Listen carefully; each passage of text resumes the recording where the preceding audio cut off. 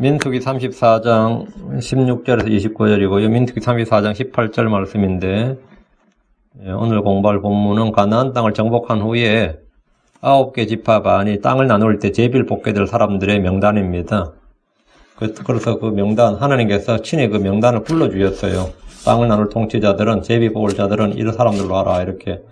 하나님은 이 일을 하시기 전에 자신의 일을 할 사람을 부르시고 지정하시죠. 그건 이제 승부의 공통입니다. 하나님께서 자신의 일을 할 사람을 부르시고 사명을 주시는 그 장면인데, 민수기 34장 18절 같이 읽겠습니다. 또 너희는 상속재산으로 땅을 나누기 위해 지파마다 통치자 한 명씩을 취하라. 그리고 그 사람들의 이름은 이러하니 하면 유다 지파에서는 이렇게 나오죠. 각 지파별로 이제 총 10명이 나오는데, 땅을 나눌 통치자들. 그 말은 이제 땅을 나누는 거는 이제 여호수아와 엘르아살이 주도를 합니다. 그리고 이제 이 사람들은 제비를 뽑는 사람들이에요. 제비를 던지는데, 이제 구약에서 주로 하는 일이 이제 제비 뽑기가 의사결정의 주요한 그 수단이었습니다. 오늘 공부할 본문을 이제 보시면 알겠지만 16절부터 29절까지 딱 읽어보시면 알겠지만, 그냥 유다 지파에서, 시몬 지파에서, 베냐민 지파에서, 단 자손 지파에서, 요셉 지파, 이렇게 지파에서 누구누구요 나오니까, 이제 목사들한테 이제 이런 거 설교하라 그러면 이제 황당한 거예요. 이거 완전히 여기서 대체 뭘 설교하란 말이냐. 이제 이런 거. 성경 읽을 때도 이런 걸 그냥 쭉 넘어가게 되는 부분이에요. 읽긴 읽지만 쭉 넘어가게 되지, 이런 본문에서 난 은혜를 받았어요, 이런 사람은 없거든요. 이런 부분에서. 여러분 이제 주로 이제 성경 읽기에서 걸리는 부분 중에 하나가 이제 이런 부분, 또 역대기 같은 데서 마찬가지고, 족보 쫙 나오면 그 사람들 읽으면, 그 부분 읽으면서 은혜 받아서 이런 사람 없단 말이죠.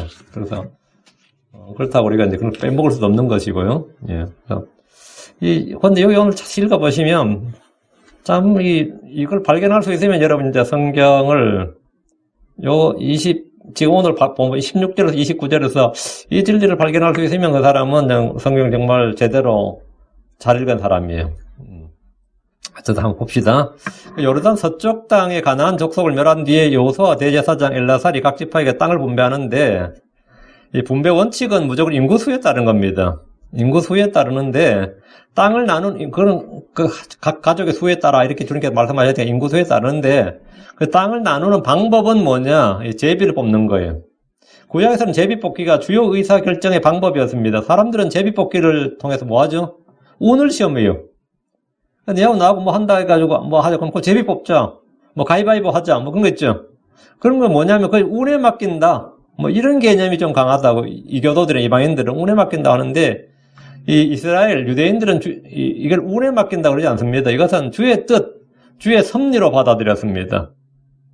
그 잠언 16장 33절에 제비는 겹친 옷자락 속에서 사람이 뽑으나 그것의 모든 배부는 주께 사시느니라. 이 말씀대로 배부는 주께 사신다. 그러니까 제비 뽑기 결과는 뭐라고요? 전폭적으로 수용해야 되는 거라고요.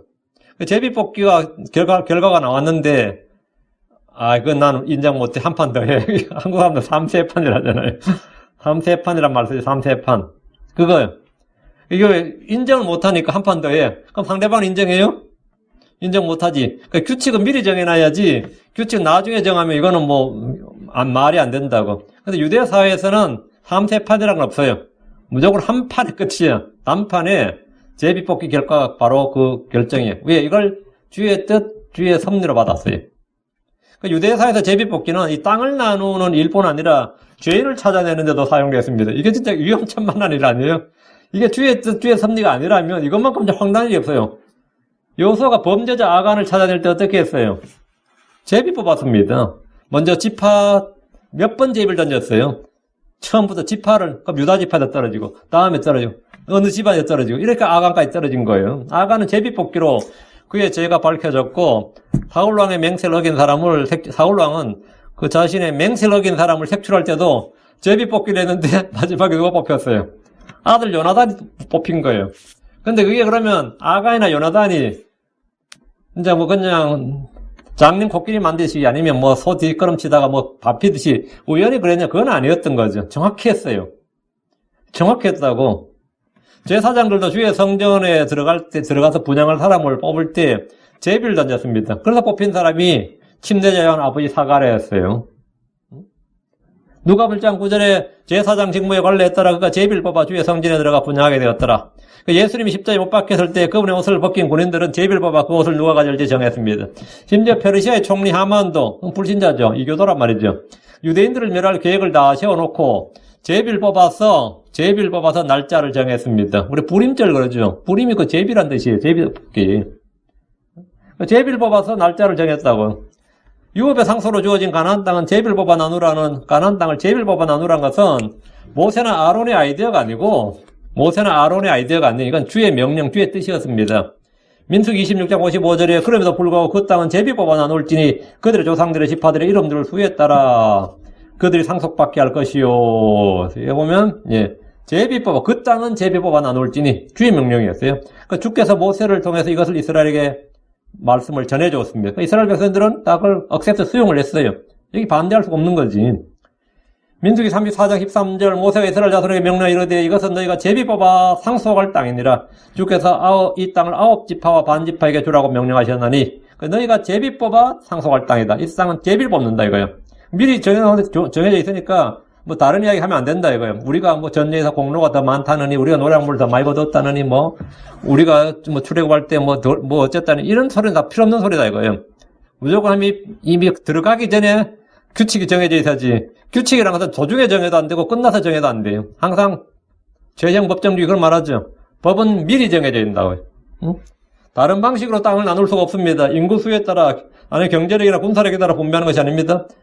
사도행전 13장 19절에 가나안 땅에서 7민족을 멸하사 그들의 땅을 제비 뽑아 그들에게 나눠주시고, 가나안 땅에서 7민족을 멸하사 그들의 땅을 뭐 해서 제비 뽑아 그들에게 나눠주셨다.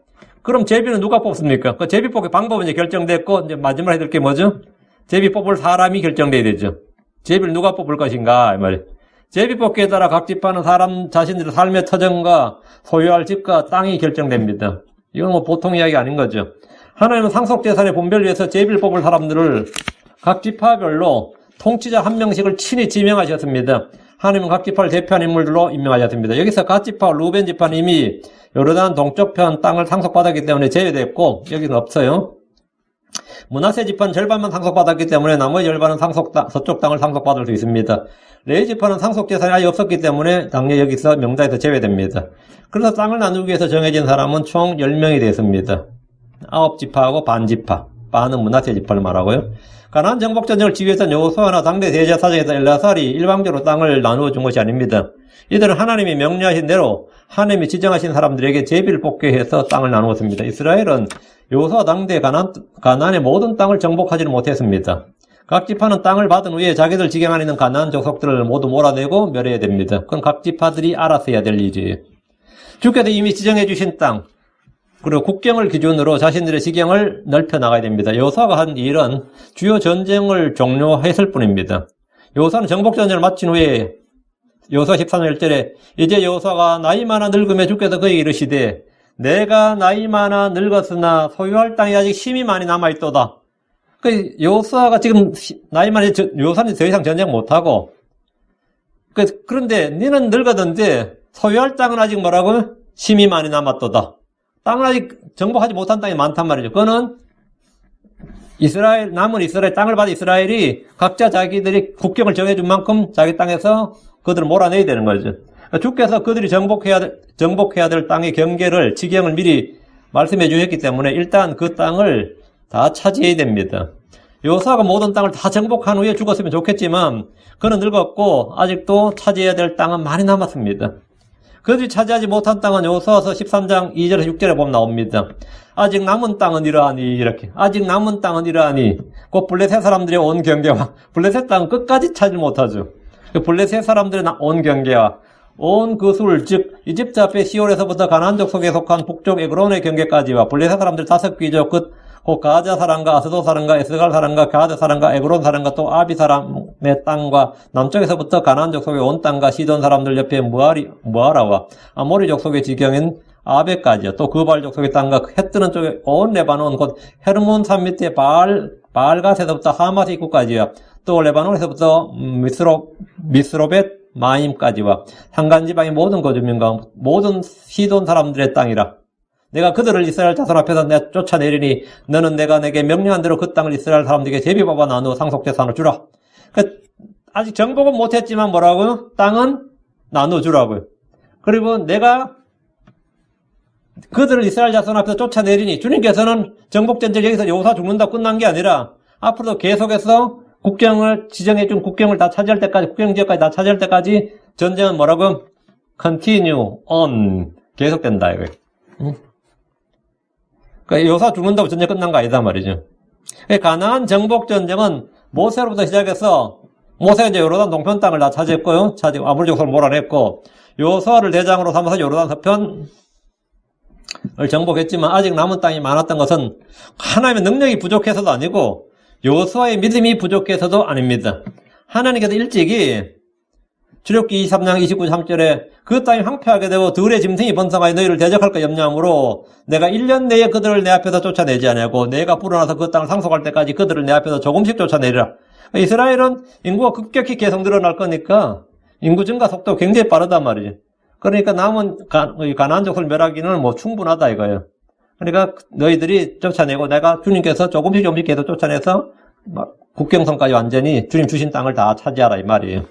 그 이스라엘은 여호수아의 사후에 주께서 자신들에게 미리 말씀해 주신 경계를 기억하고 그 땅에 있는 족속들을 차례대로 정복하면 됩니다. 주님은 계속해서 싸우시니까. 사실 그들이 믿음대로 주의 뜻을 행했더라면 사사기는 여호수아기 후편이 되는 거예요. 여호수아가 정복기잖아요. 그러면 사사기는 뭐죠? 남은 잔당들을 처리하는 정복기가 되는 거죠. 그 사사기란 여호수아기를 이어서 남은 땅을 모두 정복하는 정복전쟁서, 정복전쟁기가 되어야 됩니다. 그러나 우리가 사사기를 보면 뭐가 되죠? 패배서라고요. 정복기가 아니라 이스라엘의 타락과 패배를 다루는 책이라고요. 사사기가. 왜? 이스라엘은 여호수아가 죽자 남은 땅을 더 이상 정복하지 않았습니다. 정복하지 못한 게 아니라 정복할 의지가 없었어요. 그러나 출애굽기 3장 31절에 주께서 또 내가 내 경계를 홍해에서부터 블레셋 사람들의 바다까지와 사막에서부터 강까지 정하리라. 내가 그 땅의 거주민들을 너희 손에 넘겨주리니 너는 그들을 내 앞에서 쫓아낼지니라. 이렇게 말씀하였지만 그들은 가나안의 거주민들과 공존을 선택했습니다. 이스라엘 각 지파는 여호수아 생전에 받은 땅으로 만족했고 더 이상의 전쟁을 원치 않았습니다. 이스라엘 주께서 명령하신 전쟁을 수행하지 않으면 그들에게는 평화와 안정과 번영이 있는 것이 아니라 그들의 눈에 가시가 되고 옆구리에 찌르는 것이 그들의 눈에 가시가 되고 옆구리에 찌르는 것이 됩니다. 민수기 33장 55절에 그러나 만일 너희가 그 땅의 거주민들을 너희 앞에다 몰아내려 하지 아니하면 너희가 몰아낼 의사가 없고 의지가 없으면 말이에요. 너희가 그들 중에서 남겨둔 자들이 너희 눈에 가시가 되고 너희 옆구리에 찌르는 것이 되어 너희가 거하는 땅에서 너희를 괴롭게 할 것이요. 여호수아도 죽기 전에 백성들에게 이 사실을 확실히 말했습니다. 멸해야 할 백성들을 멸하지 않고 그들과 화친을 맺고 언약을 맺고 결혼을 통해서 서로 친족이 되고 왕래하게 되면 그들은 공동번영 인류 공영에 임하지 않은 것이 아니라 그들 자신이 이 땅에서 그 땅에서 멸망합니다. 여호수아서 23장 13절에 확실히 이것을 알지니라 곧 주 너희 하나님께서 다시는 이 민족들 중에 어느 민족도 너희 앞에서 쫓아내지 아니하시니 그들이 너희에게 올무와 덫이 되며 너희 옆구리에 채찍이 되고 너희 눈에 가시가 되어 마침내 너희 하나님께서 너희에게 주신 이 좋은 땅에서 너희가 멸망하리라. 너희가 멸망하리라요. 그들을 쫓아내지 않으면 너희가 멸망한다요. 그래서 우리는 공존이 불가능하다. 이 말은 뭐냐면 육신과 성령은 공존이 불가능하다 이거예요. 응? 세상과 하나님은 공존이 불가능하다. 법과 불법, 의와 불의, 이건 공존이 불가능하다. 응? 공존이 불가능하다. 그러니까 크리스천들은 완전한 승리를 통해서 우리가 이제 하나님 주신 뭘 차지했어요. 그러면 남은 것들 다 처리할 때까지 계속해서 싸워야 됩니다. 남은 것들 처리하면. 그건 언제까지냐? 내 육신의 숨이 멎을 때까지. 우리는 죄와 싸우되 언제까지? 죽을 때까지 싸웁니다. 마귀와 전쟁은 또 죽을 때까지. 혼을 거슬러 대적하는 육신과 죽을 때까지 싸우는 겁니다. 그런데 내가 싸우고자 하는 의지가 없어요. 싸우고자 하는 소원도 없고, 뭐, 은혜로 다 끝났다던데, 이러면서 이제, 은혜로 다 끝났다고 들었는데, 내가 듣기로는 다 끝났다고 들었는데, 그런 사람들은 이제 뭐 계속, 평화로운 공존을 하는 게 아니라, 오히려 타락을 하는 거예요. 그리고 자기가 죄 가운데 멸망합니다.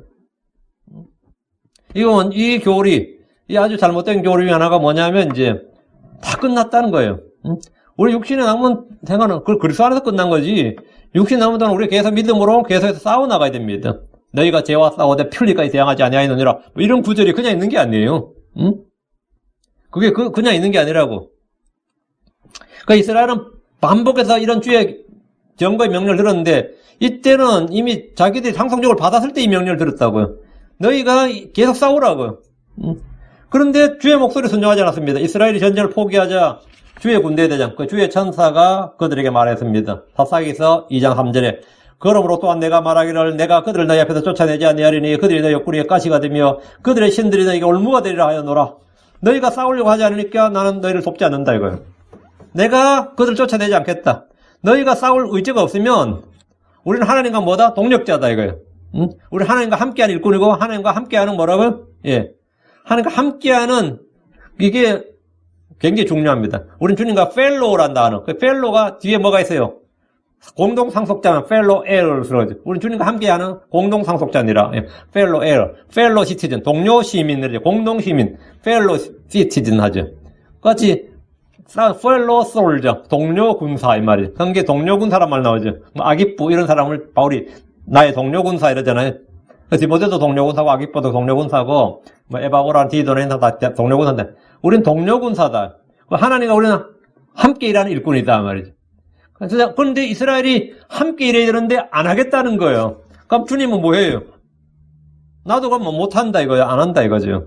그래서 내가 말하기를 내가 그들 내 앞에서 쫓아내지 아니하리니 이랬어요. 그럼 어떻게 그렇게 되면 어떻게 되느냐요? 너희는 이제 망한다 이거예요. 하나님의 약속을 믿지 않는 자들에게 아무런 효력이 없습니다. 하나님의 명령은 순종하지 않는 자에게 복이 아닌 저주의 화가 됩니다. 그 이스라엘 출애굽 1세대 광야 1세대는 믿지 아니함으로 가나안 땅에 들어가지를 못했죠. 안식의 땅 상속유업에 따로 들어가지를 못했어요. 왜 못 들어갔어요? 믿지 아니하였으므로. 그런데 출애굽 2세대는 들어갔죠. 믿음으로 들어가서 유업의 땅을 얻었음에도 순종하지 아니함으로 주께서 주신 땅 상속 전부가 아니라 일부분 얻게 되었고 그 땅에서 번성한 것이 아니라 결국은 멸망하게 되었습니다. 이게 BC 605년경 멸망하게 된 겁니다. 믿지 않으면 아예 얻지를 못하고 믿어서 얻은 것은 순종하지 않으면 말씀에 계속 순종하지 않으면 그 말씀 지키지 않으면 그걸 온전히 차지하지 못한다. 자, 오늘 본문을 보겠습니다. 16절입니다. 16절. 예. 주께서 모세에게 말씀하여 이르시되 주께서 정복해야 할 땅의 경계를 말씀해 주신 다음에 이번에 땅을 뽑을 사람들에 대해서 말씀을 해 주셨습니다. 땅을 뽑을 사람들에 말씀해 주셨는데 땅의 분배는 여호수아기 14장부터 상세하게 나옵니다. 여호수아는 정복전쟁을 마친 후에 땅을 나누어 줬습니다. 여호수아 14장 2절에 주께서 모세의 손으로 명령하신 대로 그들의 상속 재산을 제비 뽑아 9지파와 반지파에게 주었으니 했어요. 주께서 명령하신 대로 레위지파는 상속의 몫이 없습니다. 갓지파, 루벤지파는 이미 받았으니까 여기서는 아무런 몫이 없습니다. 주께서 모세에게 말씀하신 대로 여호수아는 그대로 행했습니다. 여호수아 14장 5절 이와 같이 이스라엘 자손이 주께서 모세에게 명령하신 것 같이 행하여 그 땅을 나누었더라. 행하여 모세에게 명령하신 대로 행하여 이거예요. 그 이스라엘의 국정 수행이나 국가 가지라 국정 목표는 정치인들이 정하는 것이 아닙니다. 주께서 모세에게 명령하신 것이 언제나 그들의 제1의 국정 과제고 모든 국력을 집결해서 해야 될 일이 주께서 모세에게 말씀하여 이르신 것들입니다. 지금 세계 각국 정부, 각 정치인들, 종교인들 다 자신들의 국정 어젠다를 정해두고 국익을 위해서 일한다고 그렇게 말합니다. 그러나 교회의 목표나 성도들의 삶의 목표와 과제는 언제나 주의 명령, 주의 말씀이어야 됩니다. 내 삶의 우선순위, 내가 해야 될 일은 나의 꿈이나 야망이나 탐심이 아니라 주의 말씀이어야 됩니다. 한국교회는 보통 이제 목사를 당회장으로 삼고 장로나 집사나 이 성도들을 이제 재직으로 삼아서 재직히 한다 그래요. 그래서 원래 교회 목표를 딱 정하고 여러 가지 실행 안건들을 정하지만 사실 우리가 어떤 회의를 한다 그러면 교회에서부터 회의를 한다는 것은 우리의 의견이나 아이디어를 내가지고 우리 교회를 발전시킵시다. 교회 원래 부흥을 이룹시다. 뭐 원래는 2배로 너무 크게 합시다. 이런 것이 회의 안건이 될 수가 없어요. 우리가 뭐 내는 헌금이나 우리의 시간이나 우리의 모든 힘을 어디에 집결해야 되는 거예요? 주께서 명령하신 일을 수행하는데 집결해야 돼. 그게 무슨 회의를 하든지 무슨 교회에 대해서 무슨 회의라든 무슨 회의란 회의는 다 뭡니까? 주의 말씀과 주의 명령을 우리가 어떻게 힘을 다해 수행할 것인가에 집중되는 거지. 나한테 굿 아이디어가 있습니다. 나한테 좋은 계획이 있습니다. 그건 다 쓸데없는 소리예요. 그거는 그건 아무것도 아니에요. 그건 말할 필요가 없는 거예요. 주의 말씀과 주의 명령을 어떻게 우리가 힘을 다해서 한 명이라도 더 참여해서 온 교회가 모든 힘을 집결해서 우리가 온 마음을 다해서 한 마음으로 수행할 것인가. 이게 교회 내의 그 모든 성도들의 꿈이고 목표고 철학이고 이 모임의 그 안건이어야 된다고. 응? 오늘 김 집사님이 낸 안건이 내가 볼 땐 좋은 것 같은데 그 사이에 앉은 또 이 집사가 방해하더라고 이러면서 지들끼리 이렇게 또 분팔 나눠가지고 또 이 세대 간의 균형, 힘의 균형 뭐 이런 거 이거 아주 웃기는 이야기예요. 응? 또 이번에 또 목사님 뭘 얘기했는데 또 반대가 안 됐다 그러고 또 반대 이쪽에서 이야기했는데 또 목사님이 반대해서 안 됐다 그러고 뭐 이런 거 있죠. 자기들끼리 서로 해가지고 또 그러다가 막 이 의견 주장 세는 사람들은 그래요. 이번 내 이거 안 해주면 나 교회 때려치운다 그러고 나 교회 나간다 그러고 응? 뭐 아직 의견 센 집사나 이런 사람들은 뭐 또 협박해요. 이거 뭐 그렇게 할 것 같으면 나 손 뗀다 그러고 이 교회에서 분란 일어난 대부분 일들이 보면 자기야 전부 다 자기 의견 자기 주장 자기 뭐 이것들 막 밀어붙이고 그거 하면 뭐 인정받는 것 같고 그거 못하면 그건 말 같지 않은 소리예요. 여호수아가 한 모든 일은 여호수아 자신의 의견이나 계획이나 꿈이나 이런 건 하나도 없었어요. 엘라살도 마찬가지고 그건 있을 수가 없어. 주께서 모세에게 명령하신 말씀들을 어떻게 한 것 그거 수행 어떻게 우리가 힘을 다해 수행할 것인가. 온 이스라엘은 뭐 수단 방법을 가리지 말고 이 힘을 다해서 이걸 해야 되는 거 이거 그게 다야. 그게 전부야. 그 외에는 없어요. 그 주의 명령을 주의 말씀 주의 명령을 수행하는 것은 이거 외에 다른 게 없다고. 17절입니다. 너에게 땅을 나누어줄 사람들의 이름은 이러하니 곧 제사장 엘르아살과 눈의 아들 여호수아니라. 하나님 이스라엘에게 땅을 나누어줄 상속 분배자로 두 사람을 지명하셨는데 제사장 엘르아살과 눈의 아들 여호수아입니다. 제사장 엘르아살은 아버지 아론을 이어 2대 대제사장이 된 사람입니다. 하나님의 땅을 하나님의 백성들에게 분배하는 일에 대제사장이 임명되는 것은 당연한 일입니다. 이스라엘은 왕정 국가가 아니라 신정 통치 국가였기에 사실 국가의 최고 통치자는 대제사장을 할 수 있습니다. 제사장은 주의 법을 맡았고 이스라엘은 제사장 체계 아래서 율법을 받았습니다. 신정 일치 국가는 사울과 다윗으로 이어지는 왕정이 자리 잡기 전까지 이스라엘의 정치 체제였습니다. 여호수아는 모세를 이어 이스라엘 목자의 정복 전쟁의 대장이었습니다. 그는 군대의 지휘자로서 상속 재산을 분배할 때 발생할 수 있는 분란을 방지하고 지파들 간의 다툼이나 내전 등을 통제해야 됩니다. 이 상속을 나눌 때는 형제지간에도 칼부림이 난 일이 허다합니다. 땅을 나눌 때 요셉 지파는 자기들이 큰 지파인데 받은 땅이 적다고 불평했습니다. 이 난감한 이야기죠. 이 땅을 나눌 때 벌써 이런 내분의 이 분란의 분쟁이 있었어요. 다툼이 있었습니다. 여호수아 17장 14절에 요셉 자손이 여호수아에게 말하 이르되 주께서 지금까지 내게 복을 주셨으므로 내가 큰 백성이 되었거늘 그 에브라임 지파, 모데나트 지파는 지파로는 뭐 유다 지파 못지않게 두 개 합치면 크잖아요. 어째 당시 내게 한 제비 한 목만 상속재산을 주셨나이까 하며 요셉 지파는 장자 지파로서 자신들이 받은 땅이 적다고 공개적으로 불평을 했습니다.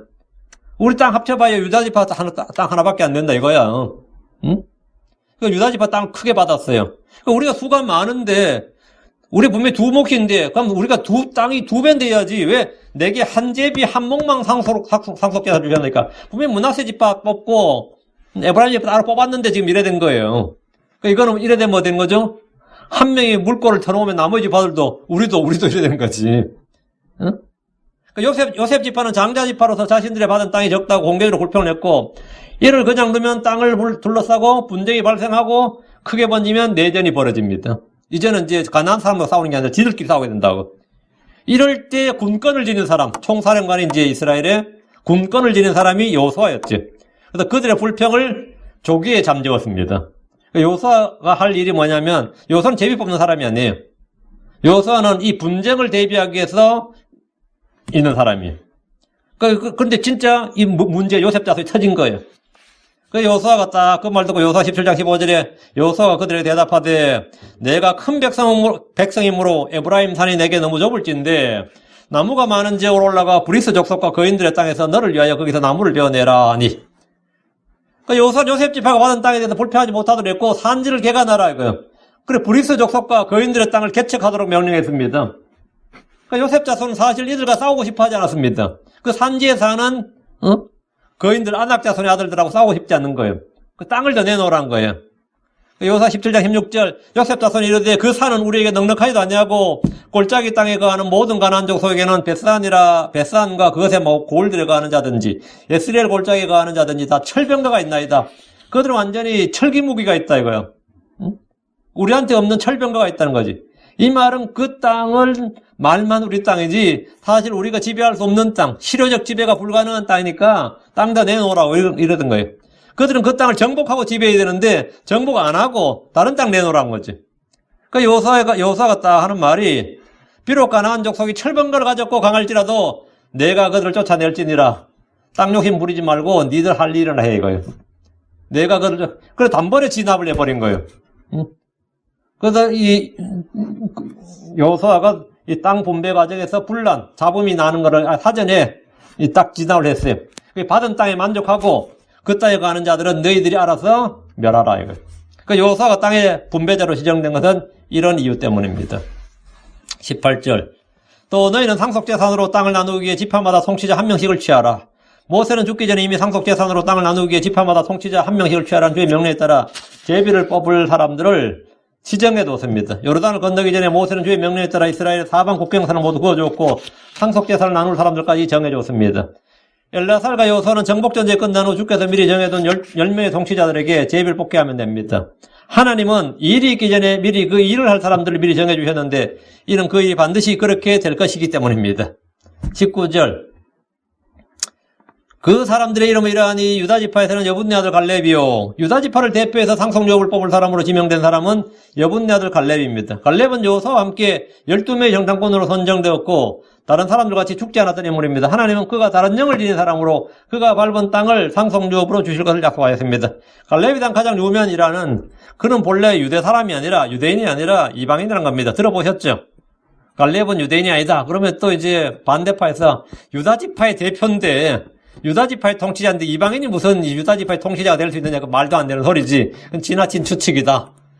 본래 유대인 맞다. 그리고 또 어떤 사람들은 아니다 내가 듣기로는 분명히 그 유대인이 아니라고 들었다 뭐 이러면 성경 어디 있어 그러면 또 난감하고 그렇죠. 민수기 32장 12절에 다만 그나스 족속 여분네 아들 갈렙과 눈의 아들 여호수아는 그곳을 보리니 그들은 주를 온전히 따랐느니라. 주님께서 그나스 족속 여분네 아들 갈렙 이랬어요. 그나스 족속이라 돼 있죠. 그나스 족속이 여기서 온다. 그나스 족속. 성경은 갈렙을 그나스 족속이라고 합니다. 여호수아 14장 6절에도 그때 유다 자손이 길갈에 있던 여호수아에게 나오고 그나스 족속 여분네 아들 갈렙이 여호수아에게 이르되 그 그나스 족속 여분네 아들하고 이렇게 출신을 그 민족을 밝혀놨어요. 그의 종족이 그나스 족속 여분네 아들하고 분명히 기록되어 있습니다. 그나스 족속은 에돔의 후예입니다. 그럼 에돔의 후예 그나스 족속이 어떻게 유다지파의 통치자가 됐냐고요. 그나스 족속은 에돔의 후예라면서 우리는 성경을 통해서 출애굽 때 이스라엘과 더불어 허다한 무리들, 섞인 무리들이 함께 나온 걸 알 수 있습니다. 개혁성경에 잡족이라고 되어 있는데 섞인 무리들, 믹스트 멀티튜드, 섞인 무리들이 함께 나왔다 이렇게 되어 있어요. 갈렙은 에돔의 후손인 그나스 족속이었지만 이스라엘의 공동체에 속한 유대인이 되었는데 이는 유대인이 혈연 공동체가 아니라 신앙 공동체의 성을 보여주는 예입니다. 여러분이 생각할 때 을지문덕 그러죠. 을지문덕은 이름이 을지하면 그게 어느 나라 사람 같아요? 예, 을지는 한국식 발음으로 한 을지고 그게 아마 을름 먹을 겁니다. 발음이 소위 말하는 그 위에 사람이었어요. 을지문덕 이런 사람. 근데 그런 사람 굉장히 많습니다. 예, 특히 고구려 땅은 뭐 거의 그랬죠. 그래서 그냥 우리가 그냥 을지문덕을 이방인이라 그러진 않지. 예, 한국에. 한국 역사적으로 유명한 이름 중에서 좀 특이한 이름이 싶은 사람들은 대부분 다 우리가 이름을 부여해 준 겁니다. 이름을 부여해 준 거지 본래 한국 사람은 아니에요. 갈렙도 전형적인 그런 유의 사람입니다. 갈렙은 이제 다들 유대인으로 알지만 그나스 족속의 여분네 아들입니다. 그러니까 이제 여분네가 벌써 이미 그나스 족속 여분네가 유대인으로 귀화한 것 같고요. 그래서 같이 나왔고 그 갈렙은 그 다음 세대니까 여분네 아들이니까 한 세대 더 흘렀다 이래 보는 거죠. 그나스 족속은 이제 에돔 후예라는 건 확실한 거고 어쨌든 유대 사회란 것이 신앙 공동체였다고요. 혈연 공동체 아니라. 갈렙은 유다의 통치자였고 정복자였습니다. 갈렙이 아마 귀화를 했더라면 아마 유다 공동체, 유다 지파의 대표까지 되기는 어려웠을 거예요. 최소한 갈렙은 1.5세대 아니면 2세대, 예, 귀화한 2세대 정도 되겠죠. 여호수아서 15장 14, 15절에 보면 갈렙이 거기서 아낙의 아이들, 곧 아낙의 세 아들 세세와 아이만과 달메를 쫓아내고 가서 올라가 드빌의 그 주민들이 이러는데 전에 드빌의 이름은 기랴세벨이더라. 이때 이 정복전쟁에 나선 사람이 초대 사사로 임명된 온니엘이었어요. 갈렙이 이 기랴세벨을 차지하기 위해서 누군 제일 먼저 저 땅을 차지하는 사람을 내 딸 악사를 주리라 해가지고 했는데 그거 보면 그나스의 아들 온니엘이 차지했다 했죠. 온니엘이 초대 사사입니다. 갈렙의 사이였죠. 어쨌든 이 여분의 아들 갈렙이 유다 지파의 이제 대표로 뽑혔고 제비 뽑는 사람이죠. 20절. 시므온 자손의 지파에서는 암뮤스의 아들 스무엘이요. 시므온 자손의 지파에서는 암뮤스의 아들 스무엘이 뽑혔는데 제비 뽑는 자를 뽑혔는데 시므온 지파는 유다 지파의 땅 내에서 도시들을 받습니다. 따로 땅을 받는 게 아니라 유다 지파가 땅이 너무 넓어서 그 땅의 일부를 받는 거예요. 여호수아 19장 1절에 둘째로 시므온 곧 시므온의 자손의 지파를 위하여 그들의 가족대로 제비를 뽑았는데 그들의 상속재산은 유다 자손의 상속재산 안에 있더라. 그러니까 유다 지파 땅 내에 시므온 자손의 땅이 있었던 거예요. 그러니까 경기도 내에 서울이 있죠. 그러니까 그런 걸 어떻게 하는 거죠? 따로 떼내죠. 서울특별시 이렇게. 뭐 평안도 내에 평양이 있다면 그러면 그 광역시라고 하죠. 한국에서. 그런 큰 도시들은 그 지역에서도 따로 떨어져 독립체처럼 있는 것처럼 유다 지파 땅 내에 시몬 자치구가 있었어요. 시몬 지파 땅이. 시몬은 독자적으로 따로 땅을 차지하지 못하고 다른 지파처럼 유다 지파 안에서 도시를 나누어 받았고 그러다 보니 훗날 그들은 온 이스라엘에 흩어지게 됩니다. 이는 야곱이 죽기 전에 시몬과 레위에 관한 예언이 성취된 겁니다. 창세기 49장 7절에 그들의 분노가 맹렬함으로 그것이 저주를 받고 그들의 진노가 잔향함으로 그것이 저주를 받으리라. 내가 그들을 야곱 안에서 나누며 이스라엘 안에서 흩으리로다. 주님께서 시몬과 레위가 잔인하다 이가. 그 둘은 야곱 안에서 나눈다. 이스라엘에서 흩어지랬는데 두 지파 시몬 지파하고 레위 지파는 이스라엘 땅 전체에서 흩어졌어요. 레위 지파는 도시들을 분배해서 레위 지파는 이제 제사장 지파다 보니까 모든 도시들이 6개씩 이렇게 나눠줬고, 그래서 온 이스라엘 12개 지파에 다 흩어지게 됐고, 시몬 지파는 그게 아니라 그냥 흩어졌어요. 하여튼 말씀대로 된 거죠. 21절. 베냐민 지파에서는 기슬론의 아들 엘리닷이요. 베냐민 지파에서는 기슬론의 아들 엘리닷, 상속제사를 뽑는 사람으로 지명되어 있는데, 다른 지파들은 잘 보세요. 읽어보면, 시몬 자손의 지파, 이래 돼 있죠. 베냐민 지파, 22절은 단 자손의 지파, 23절 요셉 자손의 지파, 24절 에브라임 자손의 지파. 나머지 지파는 전부 다 무슨 자손의 지파로 되어 있는데 21절은 베냐민 자손의 지파 이렇게 안 되어 있고 베냐민 지파 이렇게 되어 있죠. 그 특징이 다른 지파들은 모두 자손 지파 이렇게 언급되어 있는데 베냐민 지파는 베냐민 자손의 지파 이렇게 안 되어 있고 베냐민 지파 이렇게 기록되어 있어요. 이런 기록은 딱 두 사람이 이렇게 되어 있어요. 유다도 되어 있어요. 유다 지파 이렇게 되어 있죠. 유다와 베냐민만 이렇게 되어 있다. 유다 지파, 베냐민 지파. 이거 유다 자손의 지파가 아니라 유다 지파 이렇게 기록되어 있고, 베냐민도 베냐민 지파, 자손의 지파이고, 베냐민 지파 이렇게 되어 있고, 그럼 이건 뭐 딱, 유다와 베냐민만 유다 지파, 베냐민 지파에 됐다고요. 그렇죠? 요 두 지파가 훗날 남왕국으로 끝까지 한 왕국으로 남습니다. 요 둘이 한 왕국이에요. 유다와 베냐민이 한 왕국이라고. 지파별로는 땅이 나눠지는데 왕국으로 킹덤으로는 이 둘이 한 왕국이에요. 그러니까 나머지 자손의 지파는 뭐라고요? 그들이 한 왕국이에요. 이해되시죠? 나머지 자손의 지파 이게 북왕국이라고. 자손의 지파라는 거. 여기 아주 절묘하게 이게 돼 있어요. 요거는 이제 발견하는 겁니다. 왕국으로는 지파별로는 이렇게 12지파가 나누어지고 왕국으로는 뭐라고요? 2개가 나누어진다고. 자, 22절.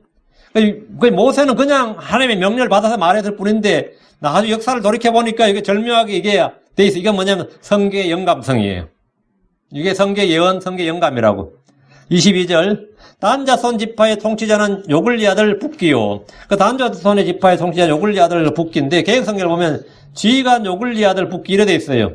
조사를 빼버리니까 단자손 지파의 통치자는 요글리고 제비를 뽑는 사람은 요글리 아들 붓기 이렇게 해석이 되는 거예요. 그런 질문을 많이 하는데 요글리 아들 붓기가 단자손의 지파의 통치자고 제비를 뽑는 사람이란 뜻입니다. 헌정력으로 영어 킹제임스랑 헷갈릴 일이 없어요. 성경을 읽을 때 간혹 우리말 수식 관계가 좀 헷갈릴 때가 있습니다. 번역의 문제일 수도 있고 어법의 문제일 수도 있는데 문맥을 따라서 잘 파악해야 됩니다. 23절 요셉 자손의 통치자군 므낫세 자손의 지파에서는 에봇의 아들 한니엘이요. 요셉 지파는 에브라임과 므낫세 두 아들이 각각 상속재산을 받아서 다른 지파보다 두 몫을 받습니다. 12지파 중 레위 지파가 빠지는 대신에 요셉 지파가 두 지파가 됨으로써 상속재산을 나눈 지파는 그대로 12지파가 되었습니다. 에스겔 47장 13절에 주 하나님이 같이 말하노라 땅의 경계는 이러하니 너희는 그 경계대로 이스라엘의 12지파에 따라 그 땅을 상속하되 요셉은 두 몫을 차지할지니라. 요셉은 두 몫을 차지하라 이랬어요.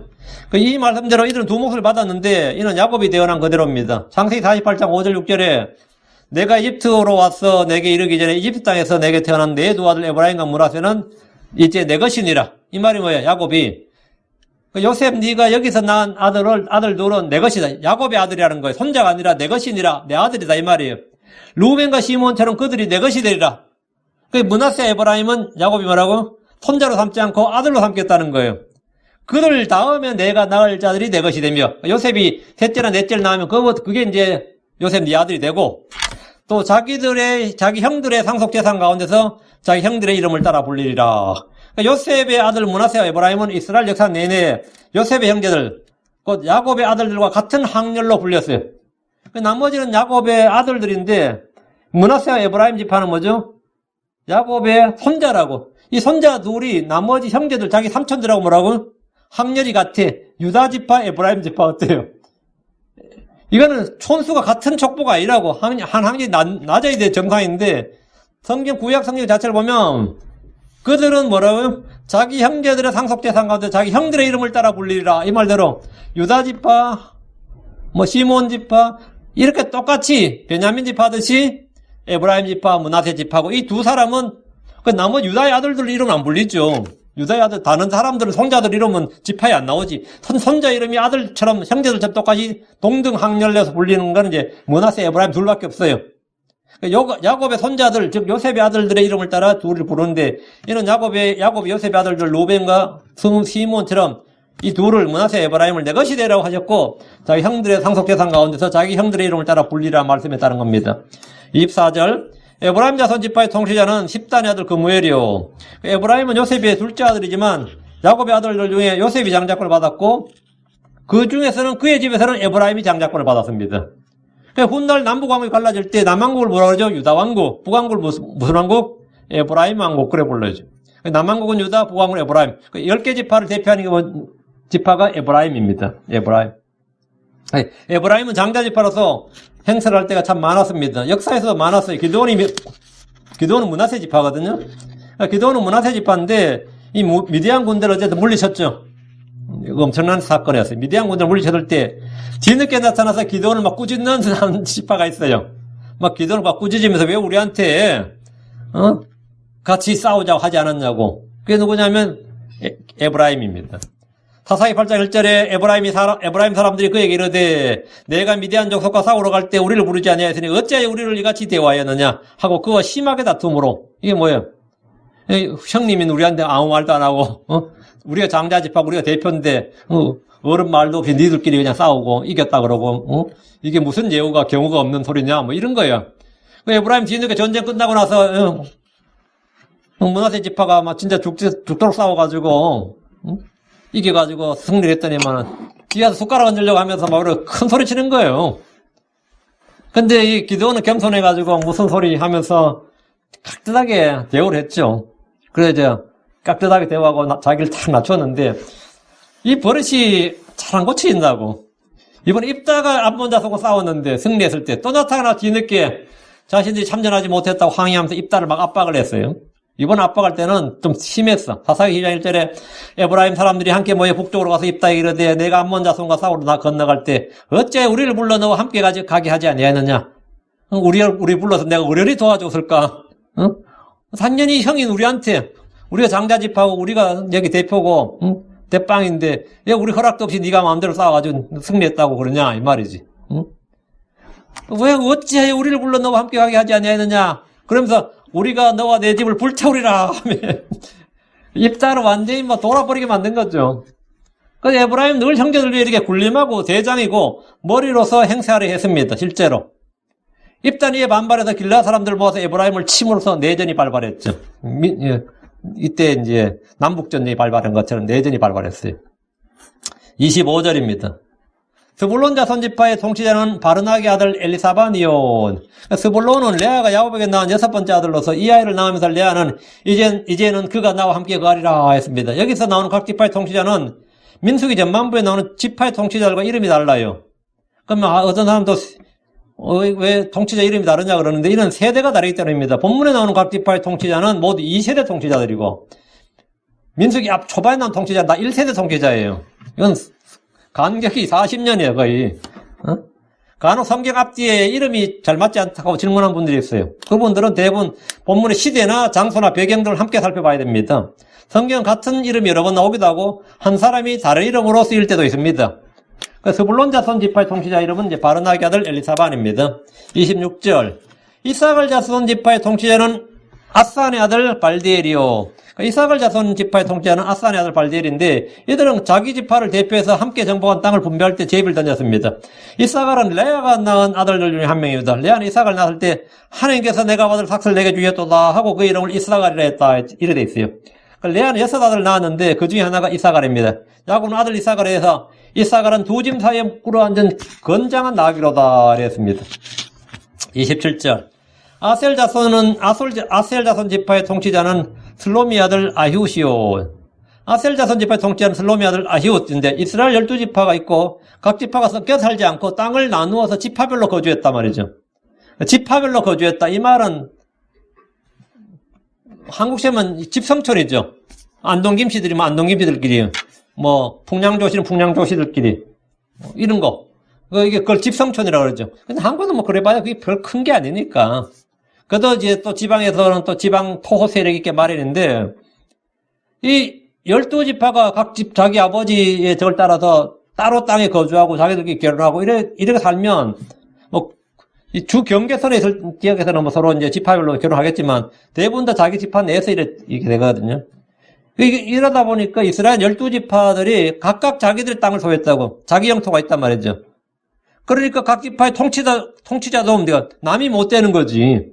유다 지파의 통치자가 문하세 지파 사람이 될 수는 없는 거 아니에요. 문하세 지파의 통치자가 유다 지파가 될 수는 없는 거고. 각 지파의 장로들이나 통치자들은 그 지파에서 이렇게 형성이 되니까 이게 뭐냐면 완전한 자치주가 되는 거예요. 각 지파가. 이 말은 뭐냐면 이스라엘은 연방국가다 이 말이에요. 그러니까 미국이 50개 주가 있잖아요.